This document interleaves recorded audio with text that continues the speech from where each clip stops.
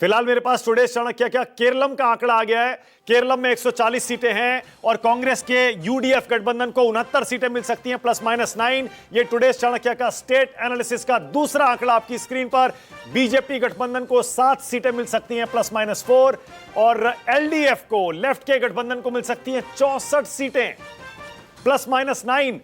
यानी कांग्रेस का यूडीएफ आगे तो लग रहा है केरलम में, लेकिन पूरी तरह से एक निर्णायक बढ़त एग्जिट पोल भी, टुडे चाणक्य का स्टेट एनालिसिस भी नहीं दिखा रहा है। अब जरा सोचिए, अगर लगातार तीसरे चुनाव में 2 चुनाव एलडीएफ जीत चुका है, तीसरे चुनाव में भी यूडीएफ क्लियर विक्ट्री नहीं हासिल कर पा रहा, इसका मतलब क्या है? हाँ विनोद जी, कोई कमेंट? अगर बीजेपी और लेफ्ट मिल जाए तो सरकार बन जाएगी क्या दिक्कत है? 89 में वीपी सिंह की सरकार तो बनाई चुके हैं मिल करके, तो कांग्रेस को रोकने के लिए क्या ये होगा? और या कांग्रेस बीजेपी मिल जाए, वो तो संभव नहीं है। मैं कह रहा हूं कि ये क्या लेफ्ट और बीजेपी मिल सकते हैं विनोद जी? भाई एक बार तो 89 का एग्जांपल वो तो बहुत पुरानी बात हो गई। तो पुरानी बात नहीं भी हो सकती, क्या दिक्कत है? बाहर से समर्थन दे दे, क्या समर्थन? बीजेपी लेफ्ट को कभी समर्थन देगी? विजय जी, चुनाव में क्या हुआ था ये आपने पूछा किसी से? केरल में हाँ, भारतीय जनता पार्टी ने किसका साथ दिया था? क्या वो कांग्रेस के खिलाफ चुनाव लड़ रही थी या लेफ्ट के खिलाफ चुनाव लड़ रही थी? और चुनाव से पहले वीएस अच्युतानंदन को सिविलियन अवार्ड देने का क्या मायने होता है?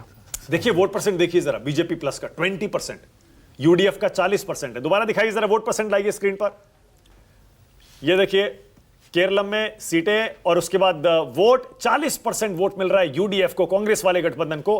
बीजेपी गठबंधन को 20% वोट मिल रहा है और एलडीएफ को 38%। यूडीएफ और एलडीएफ में बहुत ज्यादा फर्क नहीं है। यूडीएफ के वोट, मतलब बीजेपी तो जो अपना काम कर रहे हैं कि यूडीएफ को दूसरा मौका मिला, तब भी उतनी मजबूती के साथ वो नहीं खड़ी दिखाई दे रही।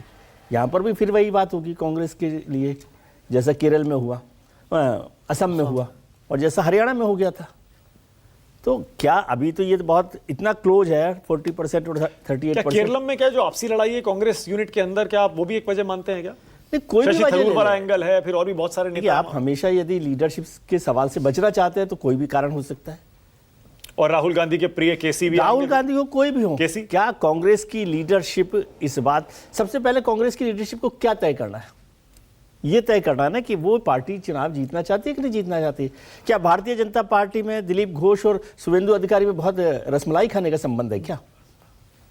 तो ये तो लीडरशिप को तय करना है कि किसकी लीडरशिप में कैसे चुनाव लड़ा जाना है और कैसे जाना है। हम तो ये भी सुन रहे थे कि अगर कांग्रेस जीतती है, यूडीएफ जीतती है, तो केसी वेणुगोपाल सीएम बन सकते हैं। वहां पर सीएम तो बहुत सारे, सरकार बनेगी। सीएम तो कांग्रेस के पास सीएम बहुत सारे, थल्ला भी है, केसी वेणुगोपाल भी है, लेकिन दिल्ली में कांग्रेस के लगभग 90% नेता चाहते थे कि केरल में सरकार बने और केसी वेणुगोपाल चले जाए, तो बोले हमें छुट्टी मिले।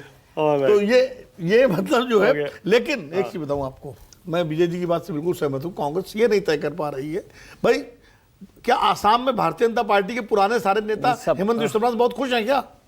लेकिन लीडरशिप ने तय कर लिया कि इनके लीडरशिप चुनाव लड़ा जाएगा तो लड़ना है।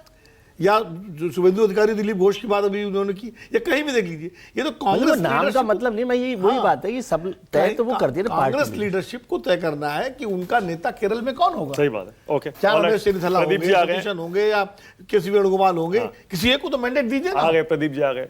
हेलो प्रदीप।